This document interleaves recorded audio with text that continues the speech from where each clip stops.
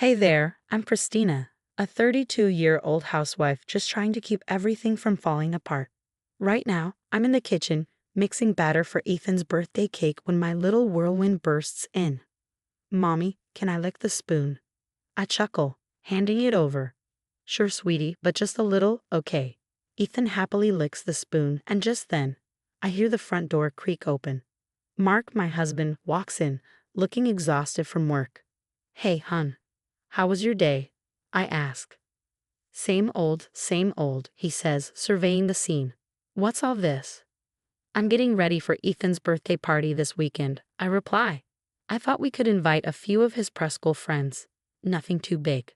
Mark nods, but there's a flicker of hesitation in his eyes. Sounds great, but have you talked to Mom about it? Ah, yes, Vivian. My mother-in-law, who moved in after Mark's dad passed away. I try to be understanding, I really do, but sometimes.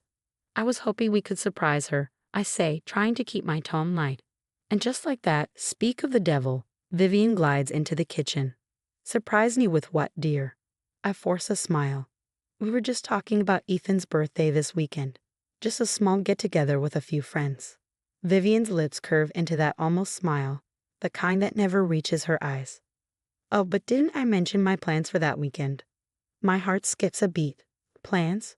Yes, dear, my high school reunion. I've decided to host it here. Isn't that exciting? I feel the punch to my gut. But Ethan's birthday. Oh, I'm sure he won't mind postponing it. After all, it's just a children's party, darling. This reunion is very important to me. I look over to Mark, silently pleading for support. But he's suddenly very engrossed in his phone. Typical. My phone buzzes, and it's a text from Rachel, my best friend. Still on for coffee tomorrow? I text back, absolutely. I need it more than ever. I glance out the window and spot Tom, Mark's childhood friend, walking past. Our eyes meet for a moment, and there's something in his gaze, concern maybe? Suspicion? I can't be sure. I shake it off and turn back to Vivian, who's now rattling off a long list of what she'll need for her reunion. As I listen, I can't help but wonder. How did my life end up like this? And more importantly, how much longer can I keep pretending to be the perfect daughter-in-law before something finally breaks? Little did I know, that breaking point was closer than I thought. The next morning, after Vivian dropped her reunion bombshell, I'm up early, scrubbing the kitchen floor. My hands are raw, but it's nothing compared to the achy deep inside. Christina dear, Vivian's saccharine voice makes me cringe. I've made a list of tasks to be done before the reunion. And don't forget to cancel Ethan's little party. We can't have children running around during my event. I rise slowly, my back protesting. But Vivian, it's his birthday. We can't just. Now, she interrupts. He's too young to even remember. Mark steps in, looking as uncomfortable as ever. Honey, maybe we could postpone Ethan's party, just this once. I feel like I'm drowning. But Christina, Vivian cuts in, her voice sharp. Don't be selfish. This is important to me. You wouldn't want to ruin my special day, would you? Defeated, I nod. As soon as she and Mark leave, I call Ethan's friends' parents to cancel the party, fighting back the lump in my throat. Later, I meet Rachel at our favorite coffee shop. One look at my face and she knows something's wrong. Spill it, girl. What's going on? I tell her everything, barely holding back tears. Rachel's eyes narrow. That woman is bad news, Chris. Something's not right here. I'm going to do some digging. As we're leaving, we bump into Tom. He looks concerned. Hey, Christina. Everything okay? I couldn't help overhearing. This reunion of Vivian's, it doesn't add up. I went to school with her, and I don't remember any plans for a reunion. A glimmer of hope flickers inside me. Really? That's interesting. Back home, I'm helping Ethan with his homework when Vivian bustles in. Christina, I need you to move Ethan's toys from the living room. They're an eyesore. But Grandma, Ethan pipes up. That's where I play with my friends. At my party. Vivian laughs, a cold, harsh sound that sends a chill down my spine. Oh, sweetie, there won't be any party. Grown-up things are more important than silly children's games. I watch in horror as Ethan's little face crumples. He runs from the room, sobbing. Ethan, wait. I call, but Vivian waves me off. Let him go. He needs to learn the world doesn't revolve around him. No, Vivian, I say, my voice trembling with anger. You need to learn that this family doesn't revolve around you. This ends now. Her eyes widen in shock, but I don't wait for her response. I rush after Ethan. As I comfort my son, I hear Vivian on the phone with Mark, undoubtedly spinning her version of events. But this time, I don't care. I've reached my breaking point, and there's no going back. It's time to stand up for my family, no matter the cost. Little did I know, the storm brewing would change everything. But in that moment, holding my crying son, I knew one thing for sure. I was done being silent. The day after my confrontation with Vivian, I'm on a mission.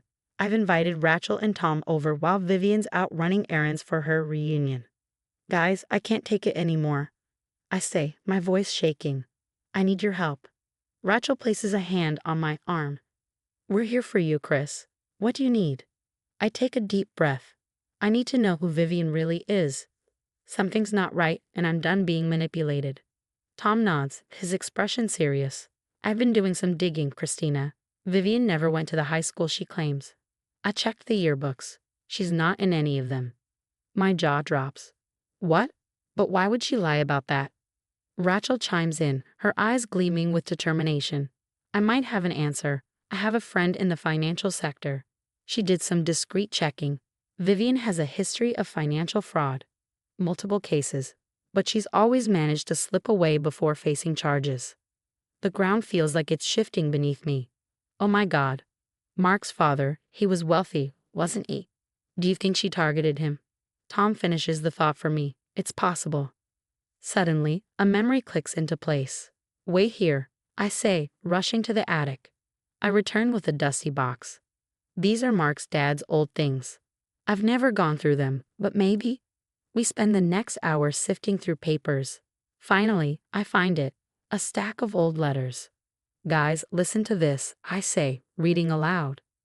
Vivian, I know what you're trying to do. I won't let you manipulate my son or take what belongs to him. This ends now. It's from Mark's dad, dated just a week before he died. Rachel's eyes widen. Chris, this is huge. But we need more. Is there anyone else who might know about Vivian's past? I think hard. Wait, Mark has an estranged Aunt Linda. She and Vivian never got along.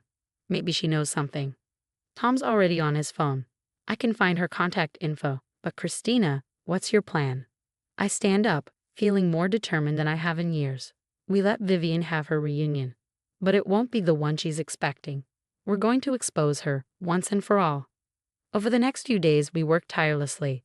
I reach out to Linda, who is more than happy to help. She promises to come to the reunion with proof of Vivian's deceptions.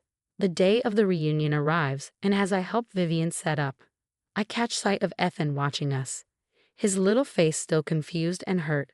It strengthens my resolve. Everything looks perfect, Vivian. I say, my voice sickly sweet. Your guests will be so impressed.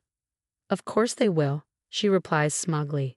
Now make yourself scarce when they arrive. I don't want you embarrassing me. I nod meekly, but inside, I'm ready. But inside, I'm steeling myself. As the doorbell rings and the first guests arrive, I exchange a knowing look with Rachel and Tom, who are disguised as caterers. The stage is set, Vivian's web of lies is about to come crashing down, and I'll be damned if I let her hurt my family ever again. I watch as she greets her old classmates with fake enthusiasm. But I know the truth is finally about to surface. Let the real reunion begin. The reunion is in full swing, and Vivian is holding court in the living room, regaling her guests with tales of her high school glory days. I'm playing the perfect hostess, all smiles and politeness, but inside, I'm a bundle of nerves. Rachel sidles up to me, still in her caterer disguise. You ready for this? She whispers. I nod, taking a deep breath. As ready as I'll ever be. Just then, the doorbell rings again. I open it to find Aunt Linda, Mark's estranged aunt, standing there with a look of fierce determination on her face. Hello, Christina, she says. I believe you're expecting me. As Linda enters, Vivian's face turns ashen. What are you doing here? She stammers, her voice trembling. Linda's voice is sharp and steady. I'm here to set the record straight, Vivian, or should I say, Patricia Moulin. A collective gasp echoes through the room. Vivian stutters. I don't know what you're talking about. Linda pulls out a folder and holds it up. I have documents proving your real identity, your history of fraud, and how you manipulated my brother's will to cut out his own son. The room erupts into chaos. Guests murmur angrily, some confused, others shocked. Suddenly, a man steps forward, a look of grim determination on his face. Patricia Mullen, he says, I've been looking for you for years. I'm Detective Johnson, and you're under arrest for multiple counts of elder fraud. Vivian, or Patricia, whoever she really is, looks around wildly, her face pale with fear. This is ridiculous. Mark, tell them they're wrong. Mark, who has been watching in stunned silence, finally speaks up, his voice tight with emotion. Is it true? Did you lie to us this whole time? Did you hurt my father? Vivian's silence is all the answer he needs. As Detective Johnson begins reading her rights, Mark turns to me, remorse heavy in his eyes. Christina, I'm so sorry. I should have believed you.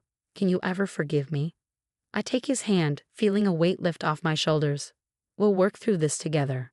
As Vivian is led away, the reunion dissolves into a flurry of shocked conversations and statements. In the midst of it all, I feel a tug on my dress. It's Ethan, his big eyes looking up at me.